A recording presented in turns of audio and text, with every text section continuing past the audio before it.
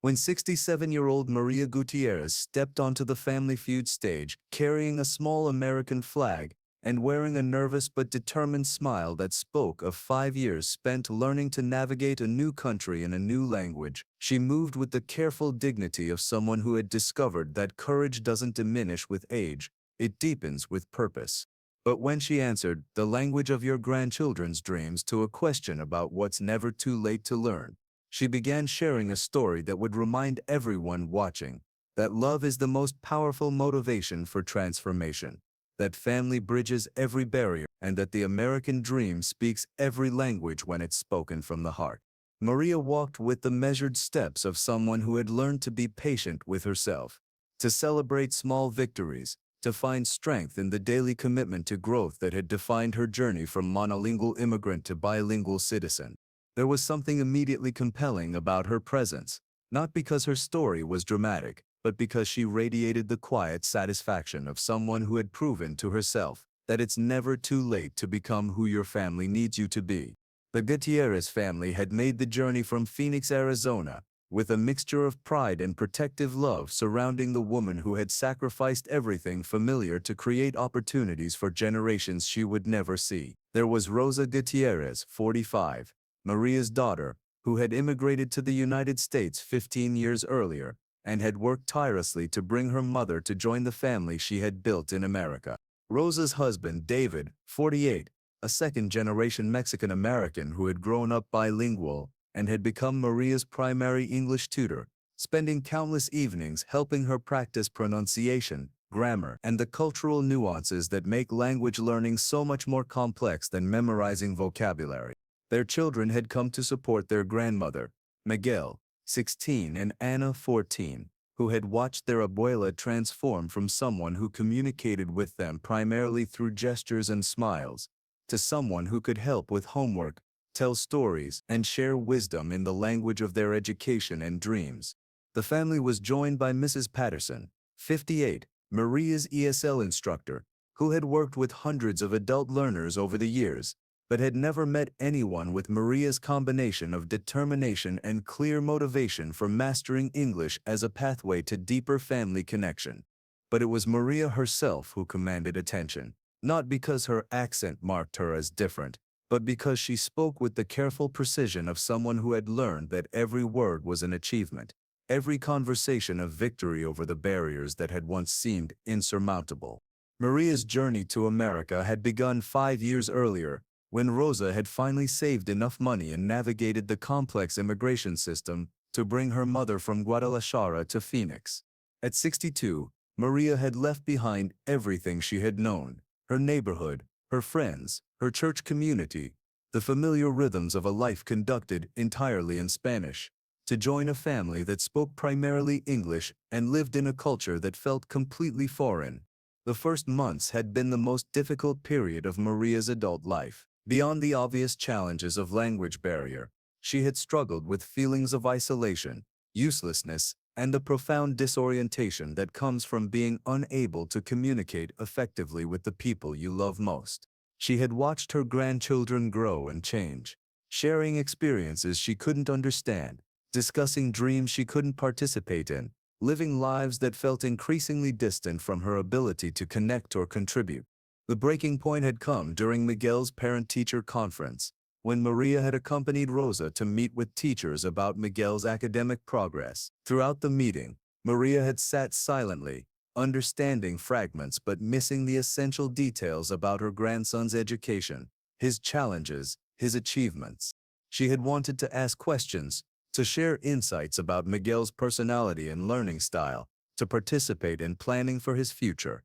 Instead, she had been a silent observer of conversations that determined her grandson's trajectory.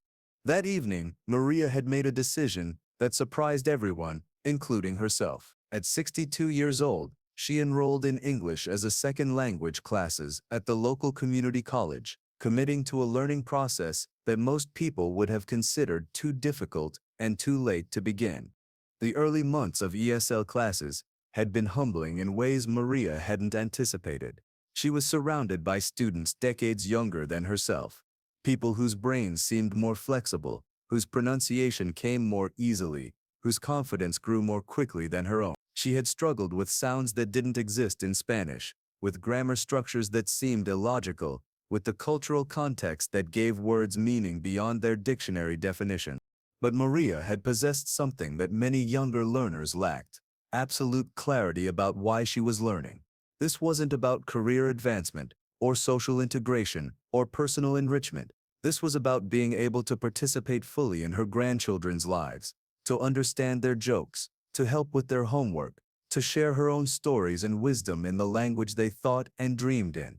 Every evening, Maria had practiced with David, who had shown extraordinary patience in helping her work through pronunciation exercises, vocabulary drills, and conversation practice. Rosa had supported her mother's learning by creating English-only hours in the household, encouraging Maria to use her developing skills in low-pressure family conversations.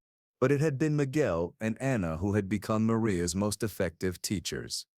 They had instinctively understood how to speak slowly and clearly, how to explain cultural references that confused their grandmother, how to celebrate her progress without condescending to her struggles. They had created games and activities that made language learning fun rather than frustrating, and they had shown genuine excitement about being able to communicate with their abuela in increasingly sophisticated ways. The breakthrough had come during Anna's 14th birthday party, when Maria had surprised everyone by delivering a short speech in English, thanking Anna's friends for including her grandmother in the celebration and sharing stories about Anna's childhood that the friends had never heard. The speech hadn't been perfect. Maria's accent was still strong, her grammar occasionally uncertain, but her meaning had been completely clear, and her pride in being able to participate fully in her granddaughter's special day had been unmistakable. The decision to pursue citizenship had emerged naturally from Maria's growing confidence with English and her deepening connection to American life. The citizenship process required not just language proficiency, but knowledge of American history, government, and civic principles, subjects that Maria had studied with the same dedication she had brought to learning English. The citizenship test had been the most challenging academic experience of Maria's life. At 67, she had needed to memorize facts about American government, to understand complex concepts about constitutional law and democratic processes, to demonstrate knowledge that many native-born Americans would struggle to recall. But she had approached the studying with systematic dedication, understanding that citizenship wasn't just about legal status, it was about belonging, about claiming her place in the country where her grandchildren would build their futures. The ceremony where Maria had taken the oath of citizenship had been one of the most emotional days of her family's life. Standing with dozens of other new Americans, raising her right hand to pledge allegiance to the United States, Maria had felt the profound satisfaction of completing a journey that had begun with simple desire to talk to her grandchildren and had culminated in full membership in their country. The decision to apply for Family Feud had been Miguel's suggestion, born from his observation that his grandmother had accomplished something remarkable that deserved recognition and could inspire other older immigrants who might think language learning was beyond their capabilities. Maria had been nervous about appearing on national television, particularly about speaking English in front of millions of viewers who might judge her accent or grammar. But her family had convinced her that her story could help other immigrant families understand that it's never too late to build bridges, to learn new skills, to claim full participation in American life. Steve Harvey had been briefed about Maria's background during rehearsal, but meeting her in person revealed layers of determination and cultural bridge building that couldn't be captured in a production note. There was something immediately impressive about Maria's presence, not because her English was perfect, but because she spoke with the confidence of someone who had proven to herself that language barriers could be overcome through persistence and love. Maria, Steve had said during the family introductions, speaking clearly and at a measured pace to ensure she could follow easily, "I understand you recently became an American citizen. Congratulations. Tell us about that experience." "Thank you," Maria had replied, her English careful but clear, her accent adding warmth rather than uncertainty to her words. "It was very difficult but very important for me. I want to be full American for my grandchildren, to understand their country like I understand my love for them." "And you learned English as an adult?" Steve had asked, genuinely curious about her language learning journey. Yes, I start when I was 62, Maria had said with obvious pride. I never speak English before, but my grandchildren, they have dreams in English, and I want to know their dreams, to help their dreams, to be part of their American life. The game had progressed through 3 rounds, with the Gutierrez family showing remarkable cohesion and obvious mutual support. Maria had contributed thoughtful answers, her responses revealing both practical wisdom gained through experience and the cultural insights that come from navigating life in multiple languages and countries. When asked to name something that connects people, Maria had confidently answered, family, earning the #1 spot on the board and warm applause from an audience that could hear the deep meaning in her simple response. But it was during the 4th round that everything changed. The question touched the heart of growth and possibility. What's never too late to learn? The competing family had just missed their opportunity to control the board, and it was the Gutierrez family's chance to steal.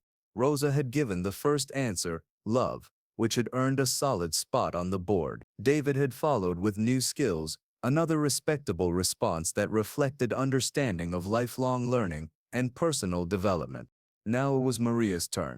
She stepped forward to the podium, and for a moment, she was quiet, not uncertain, but gathering herself to express something that touched the core of her journey over the past 5 years. The truth that had motivated her through every difficult lesson, every frustrating conversation, every moment when learning had felt impossible. When she spoke, her voice carried across the studio with a conviction that transcended any accent or grammatical imperfection. The language of your grandchildren's dreams. The words hung in the air with a weight that seemed to silence the entire studio. The audience fell quiet, sensing that this wasn't just a clever answer but a deeply personal truth, shared by someone who had lived it in the most concrete way possible. Steve's expression changed immediately. The entertainer's smile, the quick wit, the practiced responses, all of it fell away as he processed what Maria had just said and began to understand the profound love and sacrifice it represented. Maria, Steve said softly, setting down his cards and approaching her. That's beautiful. Can you tell us what you mean by that? Maria's face lit up with obvious enthusiasm as she began explaining, in her careful but increasingly confident English, the motivation that had driven her through 5 years of dedicated learning. My grandchildren, Miguel and Ana, they are American, she said, her voice growing stronger as she discussed the people who meant everything to her. They think in English, they dream in English, they make plans for future in English. When I come to America, I cannot understand their dreams, cannot help with homework, cannot know what make them happy or sad. The studio was completely quiet now, everyone understanding that they were hearing about love in its most practical form, the willingness to transform yourself to better serve the people you care about. So I learn English not for me but for them, Maria continued, her words carrying the authority of someone who had successfully completed an enormous challenge. I want to know when Miguel worry about school, when Ana excited about friends, when they need advice from abuela who understand American life, not just Mexican life. Steve looked at this remarkable woman who had undertaken one of life's most challenging learning experiences, not for personal advancement, but for the ability to participate more fully in her grandchildren's lives. Maria, Steve said, what was it like learning English at 62 years old? Maria's expression became more thoughtful, revealing both the difficulty of her journey and the satisfaction of her achievement. Very hard, she said honestly, her accent adding emphasis to her words. Young people in my class, they learn fast, speak easy. For me, every word is work, every sentence is practice. Many times, she paused, looking at Miguel and Ana, drawing confidence from their obvious pride in her accomplishments. But I have good reason to learn, not for job, not for myself, but because I love my grandchildren more than I fear making mistakes. Love make you brave, make you try again when you want to give up. Steve realized he was looking at someone who had transformed devastating isolation into motivating purpose, who had used love as the driving force for accomplishing something that most people would have considered too difficult to attempt. Maria, Steve said, what's different now that you speak English? Maria's face lit up with obvious joy as she began describing the transformation that language learning had brought to her family relationships. Everything different, she said, with enthusiasm that transcended any limitations in her vocabulary. Now I help Miguel with history homework. I understand Anna's jokes. I talk to their teachers about how smart they are. The studio audience was leaning forward now, completely engaged with this grandmother's description of how language learning had transformed her ability to participate in her American family's life. I tell them stories about Mexico in English. They tell me about school in English. We watch TV together, and I understand. I am not outside anymore, watching family life. I am inside, part of American dream with them. Behind the scenes, Steve made a decision that defied every producer's expectation. Maria, Steve said, I want everyone in this studio to understand what we just heard. You didn't just learn a language, you learned how to be a bridge between two cultures, two generations, two countries. The audience began to react, not with sympathy for the challenges of immigration, or amazement at her dedication, but with genuine respect and recognition for someone who had demonstrated the power of love to motivate extraordinary personal transformation. But Steve wasn't finished. He reached into his jacket pocket and pulled out something unexpected, a small American flag pin that he wore on his lapel during patriotic holidays, a symbol of his own appreciation for the opportunities that America had provided for his family and career. Maria, Steve said, approaching her with the gravity of someone recognizing genuine patriotism and family dedication, this flag represents everything that America stands for: opportunity, family, the chance to build a better life for the people you love. He placed the pin gently in Maria's hands. But I want you to have it, because you've shown me what it really means to become American, not just learning the language or passing the test, but choosing to transform yourself so you can better serve your family and contribute to your community. Maria accepted the flag pin with obvious emotion, understanding both the symbolic weight of the gesture and the recognition it represented. But I want to do something else, Steve continued. He began removing his suit jacket, the same navy blue jacket he wore for every taping. Maria, Steve said, draping the jacket carefully around her shoulders, you didn't just learn English, you learned hope. You didn't just become a citizen, you became an example of what's possible when love motivates learning, when family inspires courage. The jacket was slightly large for Maria's frame, but she wore it with the dignity of someone receiving recognition for genuine achievement that had required years of dedicated effort. This jacket has been with me for every show I've hosted this season, Steve continued. But today, it belongs to someone who has taught me that the American dream isn't about what country you're born in. It's about what you're willing to do for the country you choose and the family you love. Maria looked down at the jacket, then at Steve, overwhelmed by the recognition and the validation that the gesture represented. Steve, she said, her voice thick with emotion but her English clear and strong. For 5 years I worry that I too old, too slow, that my English never good enough for my American grandchildren. You make me feel that what I do was important, that learning for love is good reason. Steve looked at this extraordinary woman who had transformed personal challenge into family triumph, who had used love as motivation for accomplishing something that required extraordinary dedication and persistence. Maria, Steve said, what you did wasn't just important, it was heroic. You chose to learn a new language at an age when most people think learning is finished.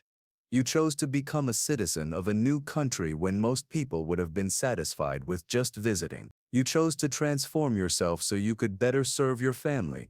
He turned to address the entire studio, including the millions of viewers who would see this moment. Ladies and gentlemen, Maria Gutierrez represents something beautiful about America and about family love. The power of motivation that comes from wanting to participate fully in your grandchildren's lives. The courage to attempt difficult challenges when the purpose is large enough. The truth that it's never too late to learn when the reason for learning is love. The audience erupted in sustained applause, but this time, it felt more like a naturalization ceremony than a game show moment. Recognition of citizenship earned through dedication and family commitment rather than accident of birth. As the cameras stopped rolling and the audience began to file out, something remarkable happened. Person after person approached Maria, not to express amazement at her language learning or sympathy for the challenges of immigration, but to thank her for demonstrating the power of family motivation, to share their own stories of learning new skills for their children and grandchildren, to express admiration for her persistence and success. One elderly woman approached with tears in her eyes. "Maria," she said slowly, so Maria could understand, "my daughter married someone who speaks a different language, and I've been too embarrassed to try learning. But watching you today, seeing your confidence, you've shown me that love is a good enough reason to try something difficult." 6 months later, the episode aired exactly as it happened, with Spanish subtitles provided for Maria's responses and closed captioning that captured the warmth and determination in her voice. The response was immediate and transformative. ESL programs across the country reported increases in enrollment from older learners. The episode became a recruitment tool for citizenship classes and language learning programs specifically designed for older immigrants. But perhaps the most meaningful response came from other immigrant grandparents who saw in Maria's story proof that it was never too late to build bridges to their American-born grandchildren, that language learning was possible at any age when motivation was strong enough. Maria returned to Phoenix with renewed confidence and expanded opportunities to help other immigrant families navigate language learning and citizenship processes. Steve's gesture had given her not just material recognition but symbolic validation that her achievement was valuable and worthy of celebration. She kept Steve's flag pin on her jacket as a daily reminder that American citizenship was something she had earned through effort rather than inherited through birth. The jacket became the blazer she wore to speaking engagements where she encouraged other older immigrants to attempt language learning despite their fears about age and ability. Miguel and Ana gained new appreciation for their grandmother's courage and determination, understanding that her English learning had been a gift to them as much as an accomplishment for herself. They began tutoring other students whose grandparents were learning English, sharing the techniques that had worked in their family. Steve Harvey said in later interviews that meeting Maria changed his understanding of motivation, family, and what it means to be American. "She taught me that the greatest achievements aren't the ones that come easily," he said. "They're the ones that require us to transform ourselves for the people we love, to attempt difficult challenges because the purpose is larger than our fear." The lesson that day wasn't about immigration policy or language acquisition, though Maria had mastered both. It was about the truth that love is the most powerful motivation for personal transformation, that family connection can inspire achievements that seem impossible, and that the American dream speaks every language when it's motivated by the desire to participate fully in the lives of the people we cherish most. Maria Gutierrez proved that it's never too late to learn when the reason for learning is love, that citizenship isn't just about legal status but about choosing to transform yourself to better serve your community and family, and that some of the most profound victories are won not in competition with others, but in the daily commitment to growth that bridges cultures, generations, and languages. And Steve Harvey learned that sometimes the most powerful moments in television happen when you witness love in action, not the dramatic, romantic love of movies, but the practical, transformative love of a grandmother who spent 5 years learning a new language so she could better understand her grandchildren's dreams and help them achieve goals she couldn't even name when she first arrived in America.